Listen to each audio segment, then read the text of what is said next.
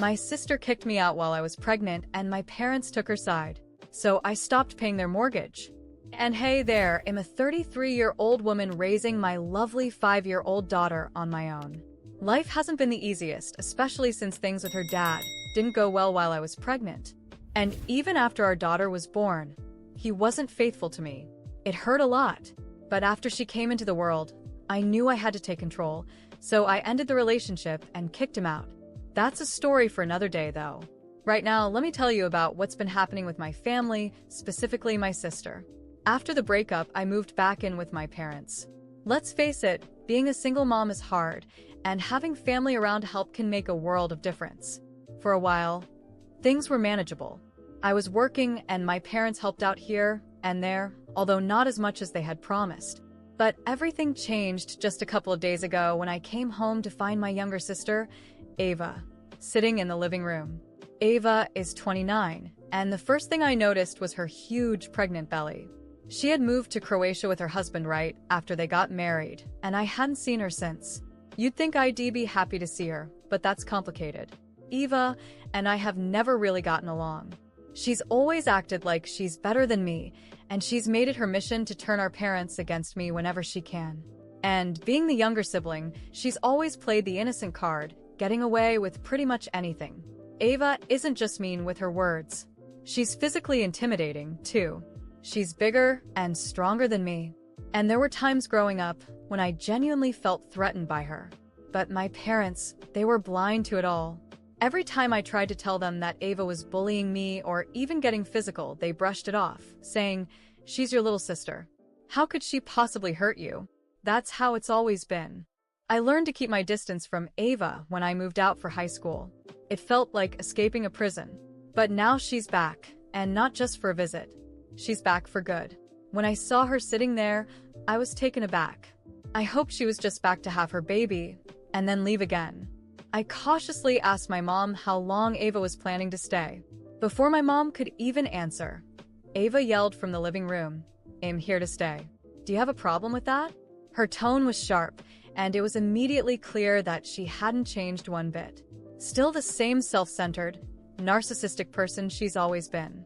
My mom told me Ava's husband had gotten a transfer back to the States, and though he had company accommodation, they thought it was best for Ava to stay with our parents during her pregnancy and after the baby was born.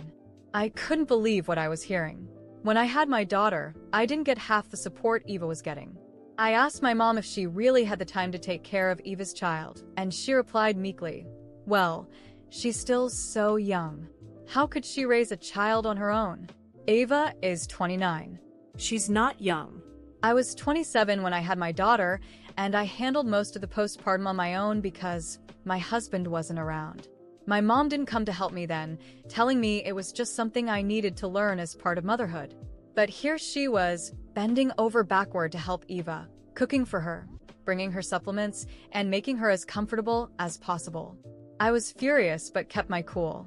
The favoritism was always obvious, but this took it to another level. For years I kept my distance from Eva because of it, and now here I was, living in the same house as her again, but this time it wasn't just me I had to think about. It was my daughter. When I separated from my husband, I rented my own place at first, but my dad insisted I move in with them. He said their house was too big for just the two of them, and that they could help with my daughter when I was at work. It seemed like a fair deal. Instead of paying rent for my own place, I could pay rent to my parents and save a bit of money. Plus, I was going through a lot emotionally at the time: pregnancy, postpartum, my husband's infidelity. So I accepted their offer. At first it was fine.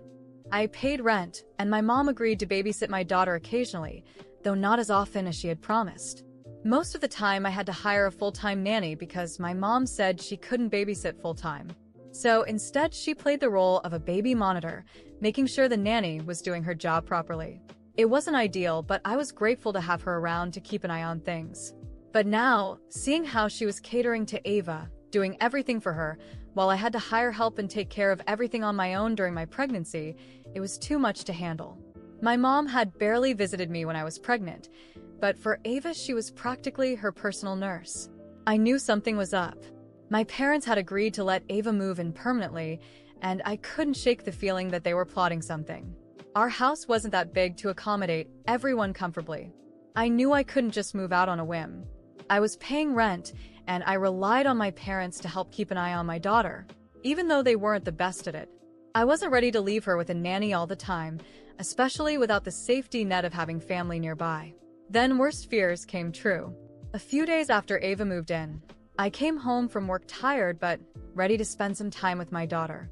As soon as I pulled into the driveway, something felt off. My heart sank when I saw my stuff, suitcases, boxes, and bags, sitting on the front porch. And there, sitting on the steps next to the pile, was my daughter. She was hugging her knees, looking small and scared, waiting for me. I rushed over, trying to keep my voice steady. "What's going on, sweetie?" I held her tightly, feeling my heart sink and my stomach churn with anger and disbelief.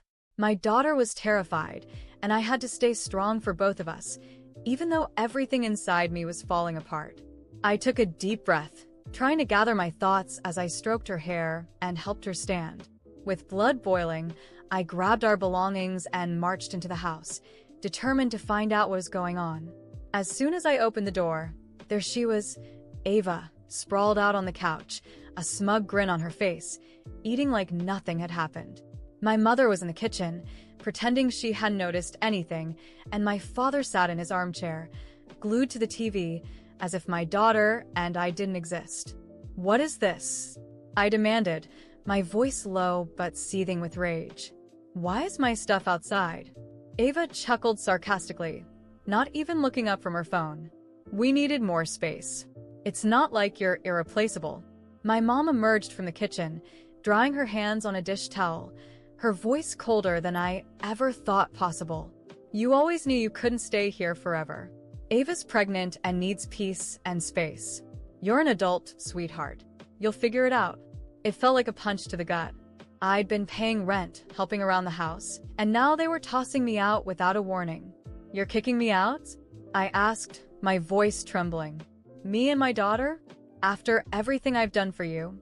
"Ava needs support," my father muttered, not even glancing in my direction. "And that's what we're doing."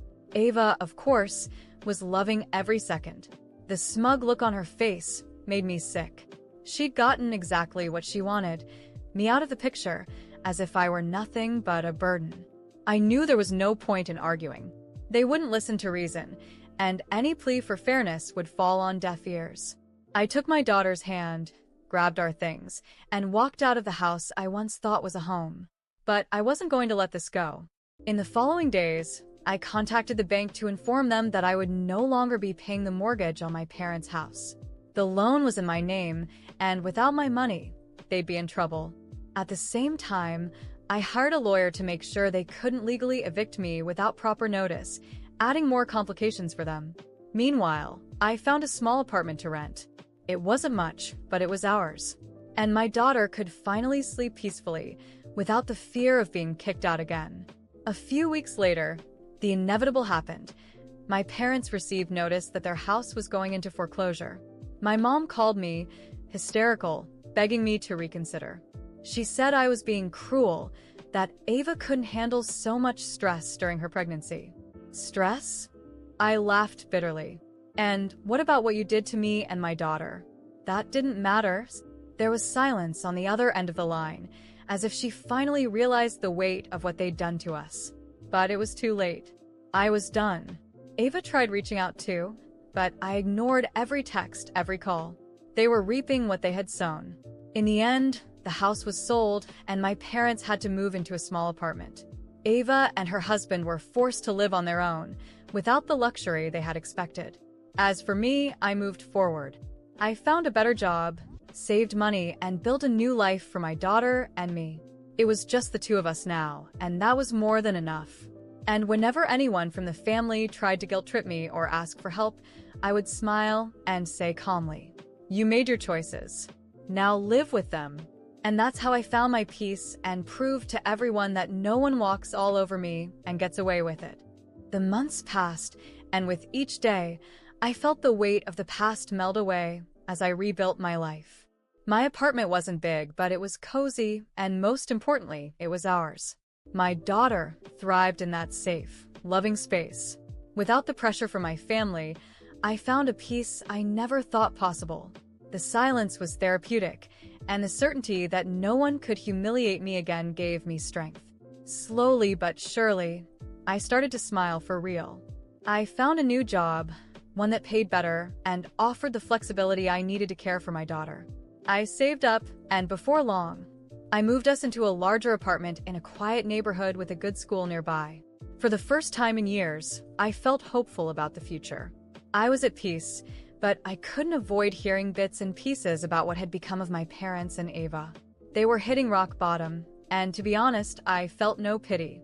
After losing their house, my parents moved into a modest apartment in a less-than-ideal part of town. My dad's pension barely covered the bills, and my mom had to take a job as a cashier at a pharmacy to make ends meet. Her arrogance quickly faded when she realized she would have to fight to survive. As for Ava, things were even worse. Without the luxury and support she expected, she faced a harsh reality. Her husband didn't take kindly to the stress of being their sole provider, and they fought constantly. Ava thought that moving back to the US would be a blessing, but soon discovered that things wouldn't be as easy as she imagined. With my parents struggling, Ava had to care for her baby on her own. And, unsurprisingly, after just a few months, her husband walked out. She was abandoned, just as I had been, but the difference was she never knew how to be strong on her own. Instead of rising to the challenge, Ava wallowed in self-pity, flooding social media with posts about how unfair life was and how everyone had let her down. She pushed away her friends, blocking the ones who tried to help. Unlike me, Ava didn't have the strength to start over. For a while, she begged for help from our parents, but they were drowning in debt and couldn't afford to support her any longer. And that's when they came to me. My mother called, her voice trembling with desperation, telling me how much Ava needed me, how I was the only one who could help her. "Please, sweetheart. She's in such a bad place," my mom pleaded, her voice cracking. "You don't know what it's like to see your child suffer. She needs support now more than ever." I took a deep breath, feeling a mix of anger and satisfaction. Where was this compassion when I needed it? Where was this concern when they threw me and my daughter out? "No," I said calmly and firmly. "You made your choices. Now live with them." My mother sobbed about family and forgiveness, but I hung up before she could finish. I didn't have room in my life for people who only cared when they were desperate. The calls stopped after that. I later heard through distant relatives that Ava ended up moving into a shelter with her baby, and my parents were selling their furniture to pay off debts. They had burned every bridge they could have crossed for help. Meanwhile, I thrived. My job was going better than ever. I was saving money, and I had built a new life for me and my daughter. It was just the two of us, and it was more than enough. I went back to school, took classes, and threw myself into hobbies I never had time for before. With every new achievement, I felt myself becoming the person I was meant to be before all the chaos. On weekends, my daughter and I explored parks, museums, and took small trips to new places. We didn't need much, just each other and the certainty that the worst was behind us. Seeing her eyes light up with happiness made me realize that all the pain had been worth it because, in the end, we emerged stronger. Sometimes, I would reflect on the past, but not with sadness or anger. Instead, I felt grateful that they had thrown me out because it forced me to discover my own strength, grateful for the betrayals because they taught me never to settle for less than I deserve, and, most of all, grateful that I found the courage to leave behind those who never valued me. Ava, my parents, and everyone else who wronged me were now struggling to survive, while I flourished. And me? I didn't offer them a single crumb of help. Not even a polite, "I'm sorry." Life has a funny way of paying people back, and I learned that the best revenge is living well and in peace. And so, I moved forward, each day lighter and happier, while those who had tried to break me dealt with the consequences of their actions.